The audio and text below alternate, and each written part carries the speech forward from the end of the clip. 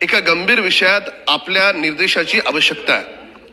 आपण लाडकी बहीण योजना सुरू केली, अतिशय क्रांतिकारी योजना, लाखो बहिणींना त्याचा फायदा मिळाला आणि एक आमदार या नात्यानं मी माझ्या घाटकोरमध्ये जवळपास प्रत्येक घरामध्ये फॉर्म भरून घेतले। अध्यक्ष महोदय ऐका अध्यक्ष महोदय, नाही तुम्ही पॉइंट ऑफ इन्फॉर्मेशन देताय का? हो पॉइंट ऑफ इन्फॉर्मेशन। तर माझ्या मतदारसंघात भरून घेतले। आजही काही महिला माझ्या घरी आल्या, अध्यक्ष महोदय, आजही महिला काही घरी आल्या आणि त्यांचं म्हणणं एवढं आहे की सुरुवातीला 2 महिन्याचे त्याला पैसे आले, काही महिलांना एका महिन्याचे पैसे आले आणि नंतर ते पैसे यायचे बंद झाले। आपण चेक केलं, त्यांचं आधार कार्ड बँकेला लिंक आहे का आहे, पण काही माहितीच मिळत नाहीये। असं सगळ्यांच्या बाबतीत नाहीये, काही महिलांच्या बाबतीत आहे।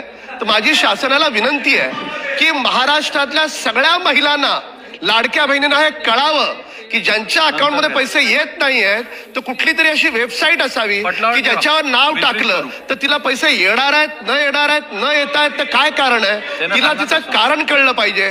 कारण ती लाडकी बहीण आजही आशेवर आहे की मला 2 महिन्याचे पैसे मिळाले, पुढचे पैसे मला मिळणार की नाही मिळणार। माहितीबद्दल धन्यवाद। निर्देश द्यावेत की सरकारनं अशा स्वरूपाची वेबसाईट सुरू करावी आणि विरोधी पक्षाला बोलण्याचा काय अधिकार नाही।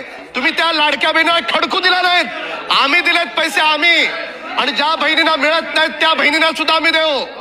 आणि सन्माननीय आदित्य ठाकरे साहेब, तुम्हाला तर जराही नाही, तुम्हाला तर जराही नाही, महापालिका लुटून खाल्लीत तुम्ही।